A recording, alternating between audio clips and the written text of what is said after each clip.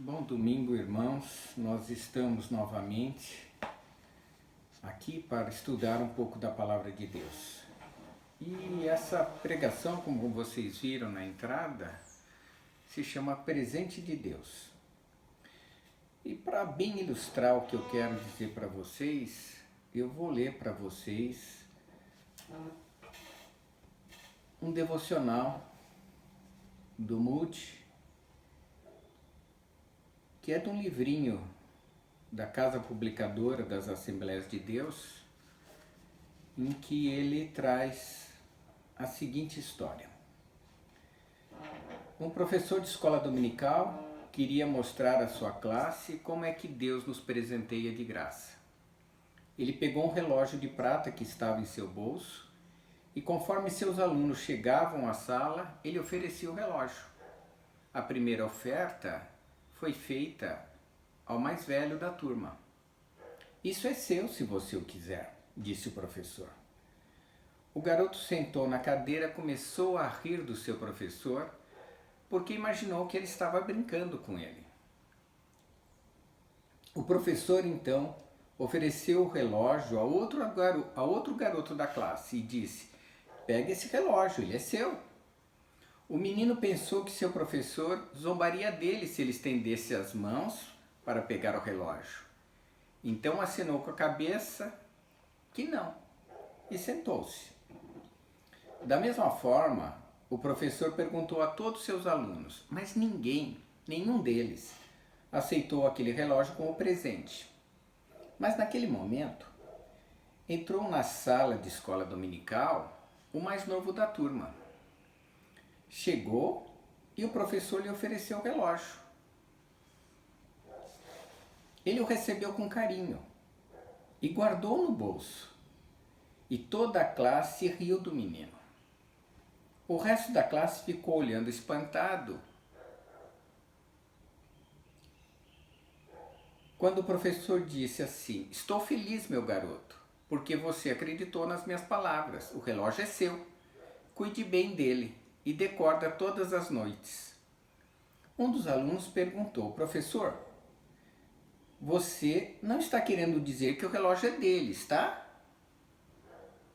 Ele não vai ter que devolver?" E o professor disse: "É isso, meu irmão. Eu não quero de volta. O relógio pertence a ele agora." "Ah", murmurou o menino, "se eu soubesse disso, eu teria pegado para mim." E Moody então faz uma reflexão no seu livrinho. Diz assim: por que é que muitas pessoas recusam o presente de Deus que Ele dá de graça, que é a salvação? O que, além da salvação e da vida eterna, Deus tem oferecido para aqueles que creem nele? Moody, irmãos, ele se converte quando ele tem um pouco mais de 18 anos. Ele era um menino iletrado, ele não tinha muitos estudos. Então ele chega em Boston, lá nos Estados Unidos, e vai ser sapateiro. E ele era tão distraído que sempre chamavam a atenção dele na escola dominical. E mais tarde, o professor da escola dominical disse para o Moody, a respeito do Moody, disse que era o aluno mais obscuro que ele tinha. E ele então orou muito por esse aluno. E um dia ele esteve lá na sapataria que o Moody trabalhava e falou de Jesus. E Moody então entendeu a salvação nesse dia. E a partir desse dia ele se torna essa pessoa que nós conhecemos. Pelas pregações de Moody, um simples sapateiro,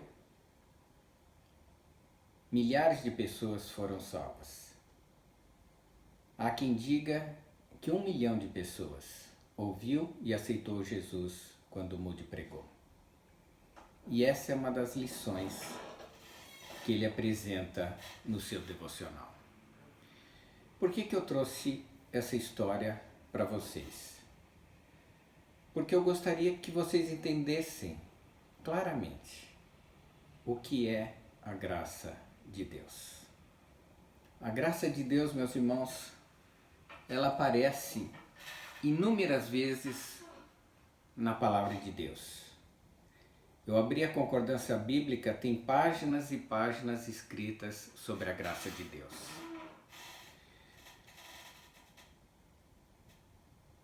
Por exemplo, Davi, ele diz no Salmo 40, versículo 10, e aqui eu estou usando a versão Almeida Revista e atualizada no Brasil. Ele diz no Salmo 40, no versículo 10, não ocultei no coração a tua justiça, proclamei a tua fidelidade, a tua salvação, eu não escondi da grande congregação a tua graça e a tua verdade. É algo tão precioso a graça que nós não podemos escondê-la de ninguém, diz Davi. A graça e a verdade andam juntas, porque a verdade é que traz a graça nas nossas vidas. Mais tarde, quando ele está fugindo, está no deserto, fugindo do rei Saul, ele escreve aquele salmo que eu já tive oportunidade de apresentar num dos meus sermões. É o Salmo 63. E no versículo 3, ele diz: porque a tua graça é melhor do que a vida. Os meus lábios te louvam. É um presente tão grande, a graça de Deus, que Davi diz que é o melhor presente. É muito maior do que a nossa própria vida que Deus nos concedeu. E Paulo também dá um testemunho sobre a graça em Gálatas. No capítulo 1, no versículo 15 a 16, ele diz: quando, porém, aquele que me separou antes de eu nascer e me chamou por sua graça. A graça é exatamente isso que Paulo está falando. Ele nos chama para sua graça. É algo que é oferecido, como aquele professor de escola dominical que ofereceu o relógio para os seus alunos. É algo que é oferecido. E Paulo diz, pela sua graça, o Senhor me ofereceu, o Senhor me chamou. E aprove revelar seu Filho em mim, para que eu pregasse entre os gentios sem detença. Não consultei carne nem sangue. Ou seja, Paulo recebeu a graça imediatamente. Ela veio na sua vida, ela viu que o Senhor estava oferecendo, ele abraçou ela. Ele pegou, como aquele menino mais novo da escola dominical. Uma outra qualidade da graça é explicada também por Paulo em Romanos capítulo 11, versículo 6. Se é pela graça, já não é pelas obras. Do contrário, a graça já não é graça. Nós vimos aqui, irmãos, a grandeza da graça em Davi. Nós vimos que ela é superior à nossa própria vida. Nós vimos que a graça é oferecida gratuitamente. Nós não pagamos por ela. E com esses elementos, nós podemos já definir o que seja a graça de Deus. A graça de Deus é um favor que nenhum de nós merece. Nenhum homem merece a graça. Mas Deus livremente a concede. Ele oferece. Ele chega a cada um de nós e nos oferece. E nós podemos aceitá-la ou nós podemos recusá-la. Isso se chama a graça de Deus. É um presente de Deus que é dado gratuitamente. Paulo diz claramente isso em Romanos 11,6. Se é pela graça, já não é pelas obras. Você não paga e você não faz nada por ela. Deus te oferece. Essa é a graça de Deus. Irmãos, qual que é a origem dessa graça? De onde ela vem? Onde ela foi encontrada inicialmente? Se nós lemos nas Escrituras 3 versículos que estão no Novo Testamento. Um está em Romanos, no capítulo 5, no versículo 18. Diz assim: por uma ofensa veio o juízo sobre todos os homens para condenação. O primeiro homem pecou e o pecado entrou no mundo. E veio a condenação porque o salário do pecado é a morte. Mas também, por um só ato de justiça, o ato praticado por Jesus na cruz, a graça vem sobre todos os homens para a justificação que dá vida. Está lá em Romanos, capítulo 18. A graça vem por Jesus. A graça vem pelo sacrifício na cruz. A graça vem pela morte e ressurreição de Jesus na cruz. Essa é a origem da graça que é dada para nós. É um fato histórico. Isso aconteceu mesmo. Isso foi programado antes da fundação do mundo. A graça no Senhor Jesus Cristo. Em Hebreus diz: vemos todavia aquele que por um pouco, tendo sido feito menor que os anjos, Jesus, por causa do sofrimento da morte, foi coroado de glória e de honra, para que pela graça de Deus provasse a morte por todo homem. A graça vem pelo sacrifício de Jesus. A graça vem porque Jesus a ofereceu para nós. Essa é a graça de Deus. E Pedro vai um pouquinho mais longe na primeira carta de Pedro, no capítulo 4, no versículo 10. Ele diz assim: a respeito dessa salvação, dessa graça, os profetas já indagavam no passado, inquiriam, os quais profetizaram acerca da graça que hoje nos é concedida. Eles queriam saber, mas qual é esse presente que Deus vai oferecer de graça para o mundo? Eles ainda não sabiam, porque eles profetizaram antes. E Isaías então traz aquela passagem belíssima de Isaías 53.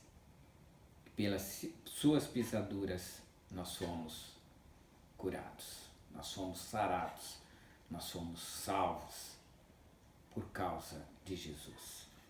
Essa é a origem, irmãos, desse presente de Deus. E eu vou passar para vocês 10 características da graça. 10 coisas que são qualidades da graça, que são características próprias dela. E muitas vezes nós não sabemos disso. E muitas vezes nós não nos apropriamos disso, porque nós desconhecemos.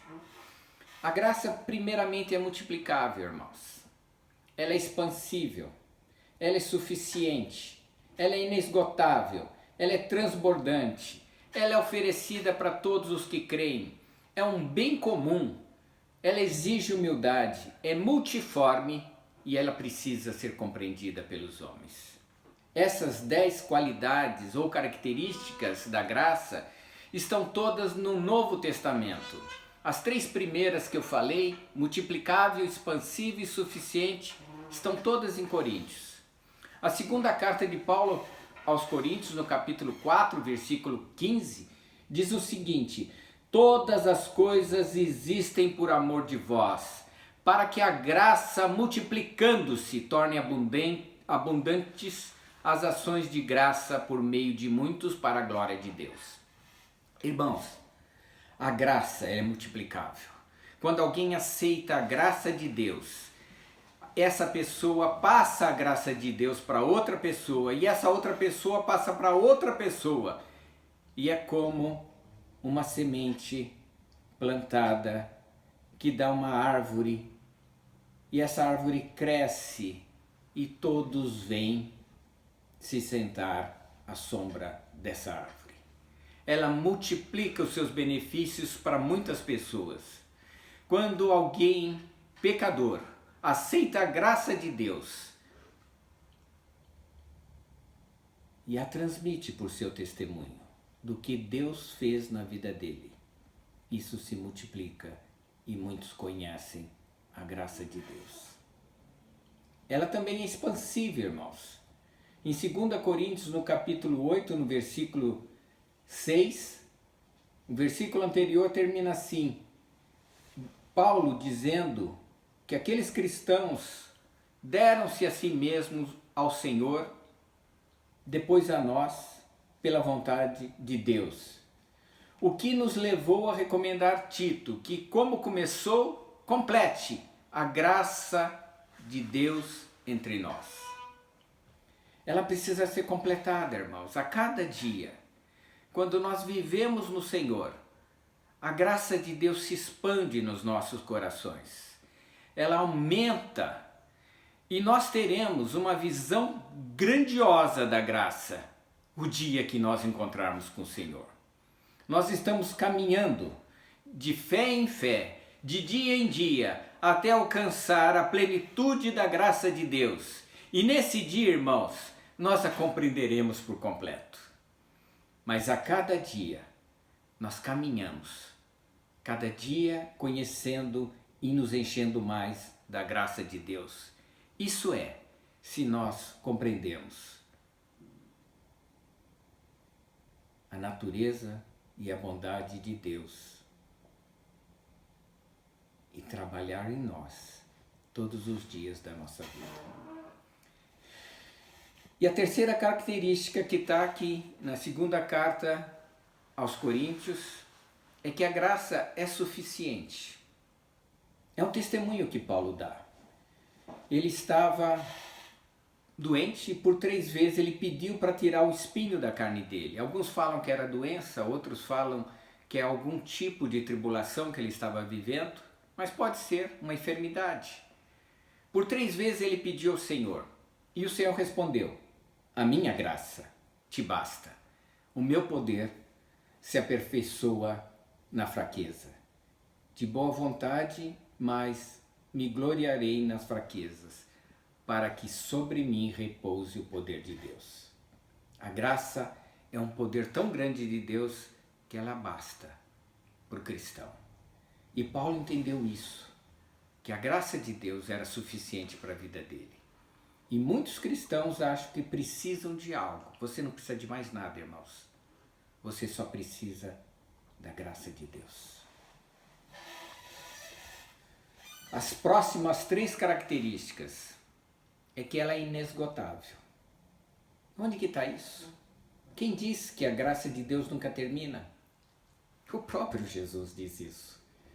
Em João, no capítulo 7, no versículo 37 e 38, ele diz, a palavra de Deus diz o seguinte, que no último dia da festa, onde ele estava, Jesus se levantou e exclamou: se alguém tem sede, venha a mim e beba. Quem crer em mim, como diz a Escritura, do seu interior fluirão rios de água viva. Sabe por que ele usa esses rios de água viva? Porque o rio, ele sempre corre. O rio, ele sempre vai fluir. O rio é uma fonte inesgotável. E do coração daquele que recebe a Jesus como Senhor e Salvador, que recebe a graça do Senhor na sua vida, ele tem uma fonte inesgotável de graça. Graça, graça, graça, até o dia em que ele estiver com o Senhor. Graça sobre graça. E plenitude da graça, irmãos, só lá no céu. A outra característica, ela é transbordante. Está lá na carta que Paulo escreve para Timóteo, no capítulo 1, no versículo 13 e 14. Ele fala: eu que era, outro tempo, blasfemo, perseguidor, insolente, eu obtive misericórdia, porque eu fazia na ignorância e na incredulidade.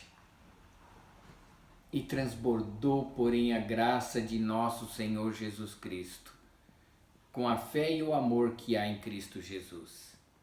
Ele está dizendo aqui, irmãos, ele está dizendo aqui uma coisa bastante expressiva, que ele era insolente, blasfemador, perseguidor, ele matou cristãos antes de se converter. E ele está dizendo que a graça é mais transbordante, é muito maior do que todos os pecados que ele cometeu. Ela é muito superior e ela cobre todos esses pecados. Ela transborda na vida de quem aceita a graça de Deus. E ela é oferecida a todos os que creem.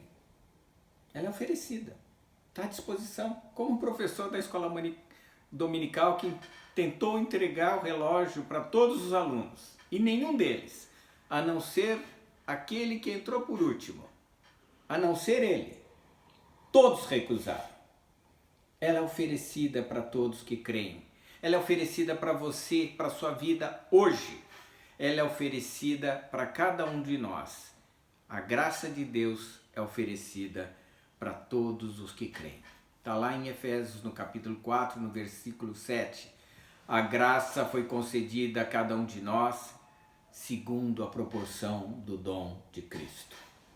Ela é dada, é oferecida segundo a proporção do dom de Cristo, que é um dom imensurável. Mais duas características da graça. A primeira é que ela é um bem comum. Eu vou usar 2 versículos para dizer isso. Um versículo na igreja e um versículo em casa, para você ver como ela é algo para usufruir junto com a comunidade cristã. O primeiro versículo é Romanos 8,17. Paulo diz o seguinte: se nós somos filhos, somos também herdeiros, herdeiros de Deus, co-herdeiros com Cristo. Se com eles sofremos, com eles seremos glorificados. Irmãos, significa o seguinte, que eu e você, embora sejamos tão diferentes nesse mundo, nós fomos escolhidos como fazendo parte de um condomínio. Nós somos co-herdeiros com ele. Nós participamos da mesma graça. Nós usufruímos da mesma graça. A graça de Deus pelo povo de Deus, derramada nos nossos corações. E Pedro fala para os casais, fala: maridos, vós igualmente vivei a vida comum do lar, com discernimento e tendo consideração para com a vossa mulher, como parte mais frágil, tratai-a com dignidade, porque sois juntamente herdeiros da mesma graça de Deus, para que não se interrompam as vossas orações. A graça é um bem comum. Nós a usamos em comunidade. Nós usufruímos dela. Nós participamos dela em comunidade. Eu oro por você para que você receba a graça de Deus. Você ora por mim para que eu receba a graça de Deus. Nós usufruímos e compartilhamos da graça de Deus. Tiago diz que a graça exige humildade, irmãos. Tiago, capítulo 4, versículo 6. Antes ele dá maior graça, pelo que diz: Deus resiste aos soberbos, mas dá graça aos humildes. Humilde, irmãos, é aquele que depende de Deus, que vai até Deus, que busca Deus. Humilde é aquele que ora e confia no Senhor. Aquele que busca, encontra. O que pede, recebe. Humildade é a chave para a graça de Deus. E há duas mais últimas características. A primeira é que ela é multiforme. 1 Pedro capítulo 4, versículo 10 diz: servi uns aos outros, cada um conforme o dom que recebeu, como dispenseiros da multiforme graça de Deus. Ela é multiforme, irmãos. Se você fosse testemunhar agora e falar para o seu irmão que você recebeu uma graça de Deus, qual você lembraria? Eu tenho vários, irmãos. Eu me lembro o dia que eu não conseguia levantar da cama. E eu orei. E eu tinha um problema tão sério na coluna que os médicos queriam me operar. E eu orei. E veio um calor sobre mim. Eu não sei quantas horas que eu parei para orar, umas 2 horas ao lado da cama. Eu tomei um remédio para poder me ajoelhar e fiquei lá. De repente veio sobre mim o poder de Deus, a graça de Deus que me curou. Mas a graça salvadora, a graça de pessoas que se viram envolvidas em situação e foram libertas pelo Senhor. A graça de Deus, ela é multiforme. E aqui diz que cada um recebeu o dom distinto de Deus. O seu testemunho sobre a graça de Deus é importante para mim. O meu testemunho é importante para você. Porque nós recebemos uma graça de Deus distinta que merece ser compartilhada entre o povo de Deus. A graça, irmãos, e a última característica é essa: ela precisa ser compreendida pelo povo de Deus. Ela precisa ser entendida. Ela precisa entrar no nosso coração, se tornar carne em nós. Efésios capítulo 3, versículo 2, Paulo se dirige àquela igreja e diz: se é que vocês têm ouvido sobre a dispensação da graça de Deus, a mim confiada para vós outros. Ele está querendo dizer o seguinte: vocês entenderam como a graça de Deus atuou em mim? E atua em vocês? Vocês compreenderam isso? Que é pela graça? Em Colossenses capítulo 1, versículo 6,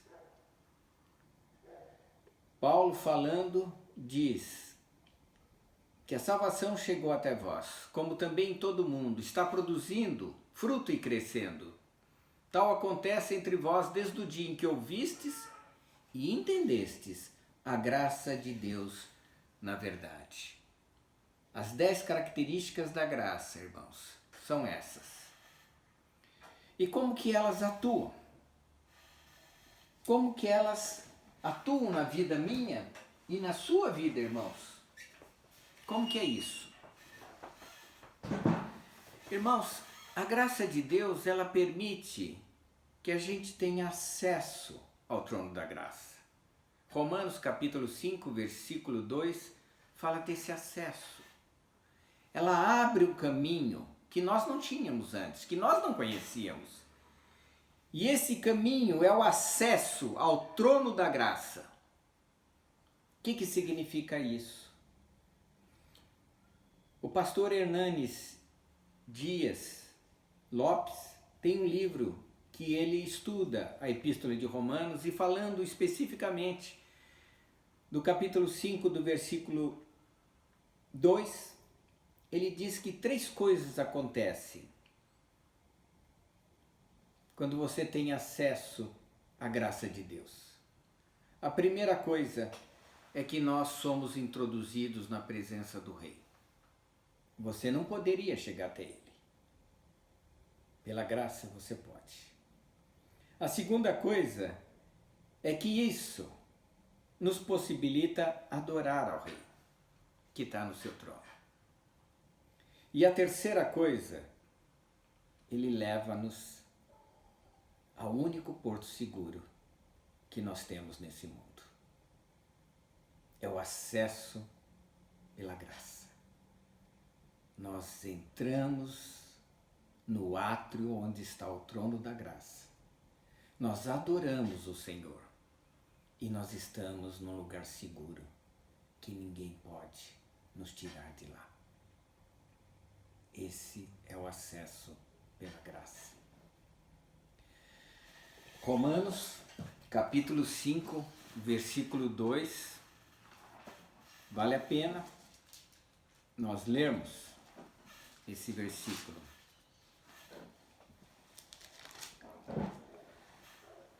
Versículo 1 diz assim: justificados, pois, mediante a fé, temos paz com Deus por meio de nosso Senhor Jesus Cristo, por intermédio de quem obtivemos igualmente acesso pela fé a essa graça, na qual estamos firmes, gloriando-nos na esperança da glória de Deus. Esse é o acesso que a graça nos dá. Eu vou dar exemplos de como isso operou na vida de algumas pessoas. 7 exemplos da ação da graça na vida de pessoas. Estevão. A vida de Estevão é contada em parte, não toda ela. No livro de Atos dos Apóstolos, no capítulo 6, no versículo 8, diz assim: Estevão, cheio da graça e poder, fazia prodígios e grandes sinais entre o povo. A graça atuou na vida dele para que ele pudesse pregar com grande poder a respeito da salvação em Cristo Jesus. E é o próprio Estevão que conta a história da graça na vida de outro personagem da Bíblia, de José, que foi levado no Egito. E Estevão diz assim: os patriarcas invejosos de José venderam-no para o Egito, mas Deus estava com ele e livrou-os de todas suas aflições, concedendo-lhe a graça e a sabedoria perante o faraó, rei do Egito, que o constituiu governador daquela nação e de toda a casa real. A graça operou na vida de Estevão. A graça operou na vida de José. Em Antioquia, também o livro de Atos dos Apóstolos conta como que a graça operou na vida daqueles irmãos. Capítulo 11, versículo 21 diz assim: a mão do Senhor estava com eles e muitos, crendo, se converteram ao Senhor. A notícia a respeito deles chegou aos ouvidos da igreja que estava em Jerusalém, e enviaram Barnabé até Antioquia. Tendo ele chegado e vendo a graça de Deus, alegrou-se e exortava a todos que com firmeza de coração permanecessem no Senhor. Mas há mais. A graça de Deus, ela tirou marinheiros e presos que se encontravam no navio com Paulo. No capítulo 27 do livro de Atos dos Apóstolos, essa história é contada, dizendo que eles estavam em um navio, houve um grande perigo na viagem, eles estavam no meio de uma tempestade e o navio era jogado para cá e para lá e acabou inclusive se quebrando em dois. E no meio dessa tempestade, dessa aflição toda, um acidente no meio do mar, não tinha ninguém que o salvasse. Paulo diz o seguinte, em Atos capítulo 27 e 24, não temas, é preciso que compareças perante César, eis que Deus, por sua graça, te deu todos que navegam contigo. Não salvou só Paulo, salvou os marinheiros, salvou os presos, salvou o centurião, salvou os soldados. A graça de Deus atuando num tempo difícil, num tempo que as pessoas olham para o lado e falam, não tem salvação. A graça de Deus atuou e atuou poderosamente na vida de Paulo e de todos os que estavam ali com ele. Paulo dá um testemunho em 1 Coríntios. 1 Coríntios capítulo 15, ele dá um testemunho da constância dessa graça na vida dele. E ele chega ao ponto de dizer claramente, pela graça de Deus, eu sou o que sou. Pela sua graça me foi concedida, não se tornou vã. Trabalhei muito, mais do que todos. Todavia não eu, mas a graça de Deus em mim. Paulo se tornou o que ele era, pela graça de Deus. Porque se Paulo não se tivesse tornado, pela graça de Deus, se transformado, ele seria um criminoso, um assassino, um perseguidor da Igreja de Cristo. E seria conhecido assim na história. Mas ele se tornou o que ele era, pela graça de Deus. Nós nos tornamos o que somos pela graça de Deus. Quem você era? E o que você é hoje? Você é pela graça de Deus. A graça de Deus atua poderosamente ainda hoje. Eu olho para cada irmão da igreja e eu vejo como a graça de Deus está atuando na vida de cada um de nós. É bom que a gente ouça os testemunhos, porque a gente olha para o irmão, não creio, não acredito. Você era assim? A graça de Deus é que faz isso nas nossas vidas. Irmãos, a graça de Deus, ela atua poderosamente na igreja, derramando o Espírito Santo. Romanos capítulo 12, versículo 6, diz assim, a respeito dos distintos dons que são dados segundo a graça. Se profecia, segundo a proporção da fé. Se ministério, ao ministério dedicamos. Se ensino, esmera-se no fazê-lo. Que exorta, faça com dedicação. Mas o que atua, distribuindo os dons do Espírito, é o presente de Deus. É um presente, irmãos, que dá sabedoria, que dá poder para testemunhar, que nos livra de situações como essa que passou José, que nos livra de situações perigosas como aquela de Paulo dentro do navio, que transforma vidas, que derrama o Espírito.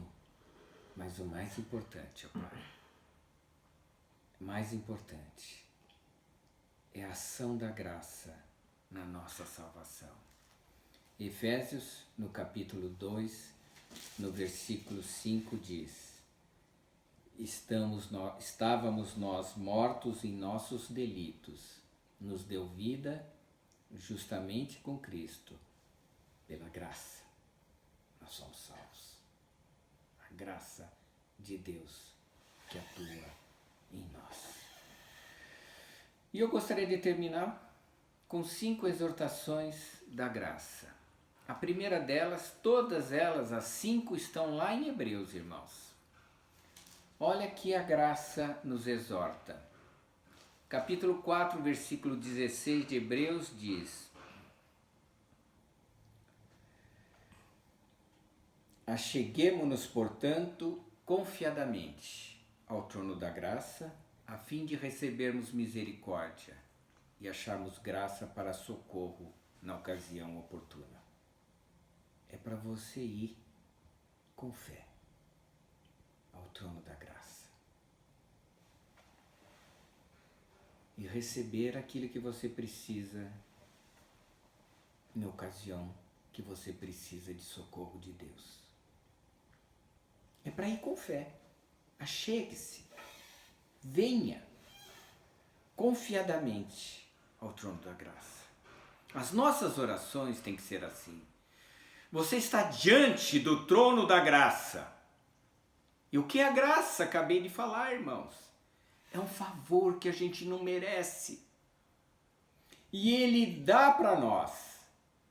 Mas por que Ele dá? Porque o professor queria dar o relógio para um dos seus alunos. Sem cobrar nada. Essa lição de Moody, irmãos, ela explica como que é a graça de Deus. É incondicional.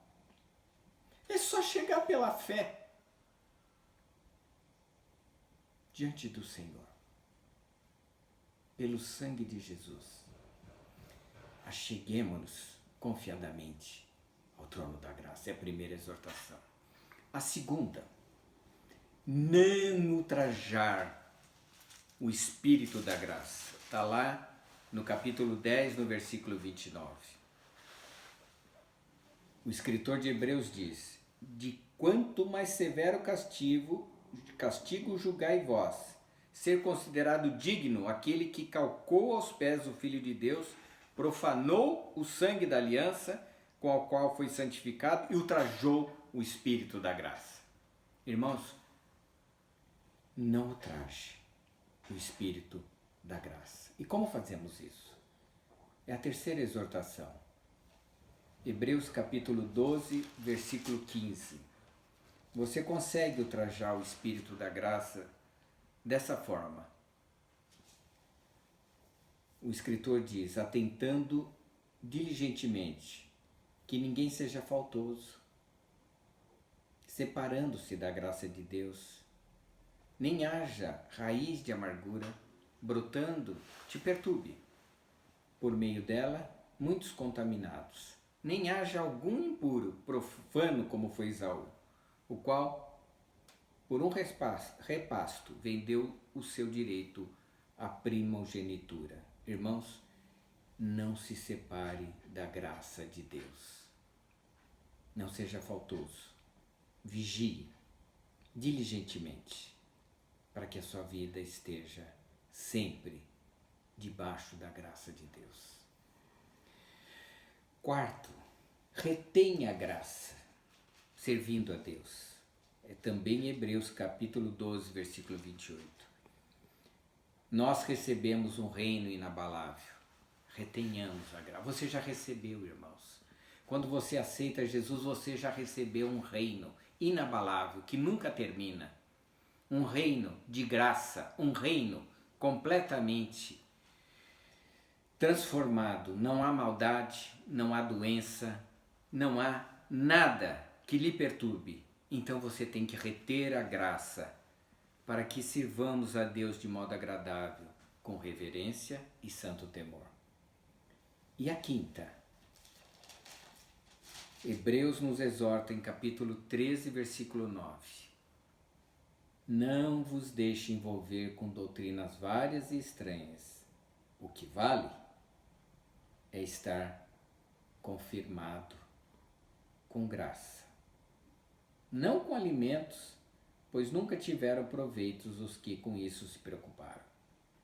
Irmãos, manter o coração confirmado na graça é manter o coração focado em Deus. Não nas doenças, não nas enfermidades, não nos problemas pelo qual o mundo está passando, mas focar na graça de Deus. Não há nada maior do que a graça de Deus. Que o Senhor vos abençoe, vos guarde e confirme em seu coração a plenitude da graça de Deus.